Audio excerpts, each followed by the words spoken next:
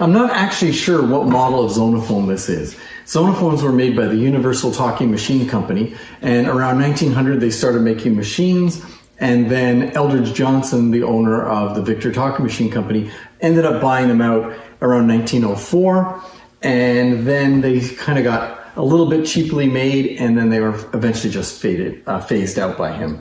This one is, even though I don't know the name, I can tell a lot about it just by looking at it. This one would have been early in the Victor period with this tone arm here. Because Eldridge Johnson owned both Victor and Zonophone, he allowed Zonophone, or Universal Talking Machine Company, to use his patents. So we got a tapered tone arm here, a little different connection than it would have been if it had been a Victor tone arm. The cabinet still, though, of the earlier style that Zonophone used, with a really good quality finish and really good quality construction. So this is that period before they started getting a little bit more like budget machines. So I'm going to bring you in to take a close look at it, because it's a really pretty machine. And as you know, if you watched any of my videos, I'm a big fan of Zonophones. I love this horn. I'm going to guess this is one of their regular Zonophones that they ended up putting a back mount on. They were usually front mount machines, and then Zonophone transitioned to this back mount. So they kept their models, they just switched to a back mount version of it. It's hard to see the finish on this, but it is actually a high quality finish.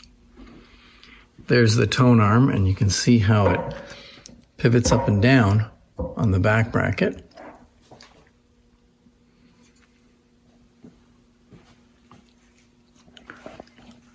And the Zonophone decal.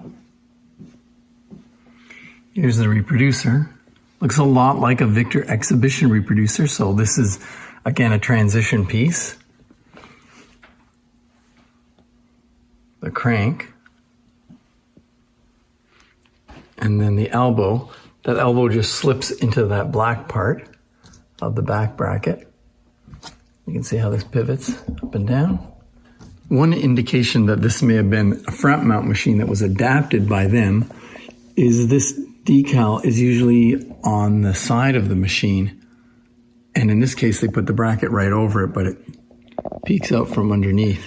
These bed plates on Zonophones are always really interesting. I love to take off the turntable and see, and this one's no exception.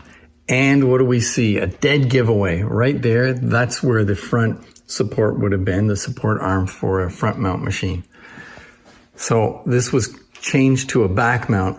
I'm sure that was done at the factory, but they used the parts that they had for this model of machine. Okay, we're gonna play a later Zonophone record, Nothing from Nothing Leaves You song. Okay, so I want to do that one. I think the brake is already off. So let's get this started.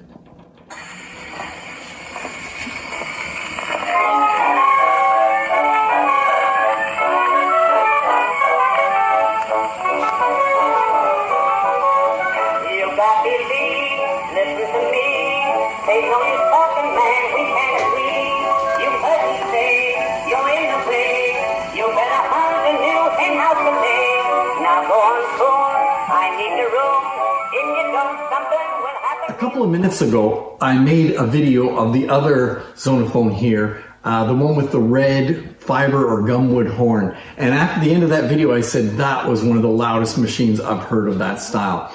And it's hard to tell, because when I edit this, I'm going to have to change the volume of everything to just adjust it so everything sounds good. But this one was just as loud. This was extremely loud and clear machine.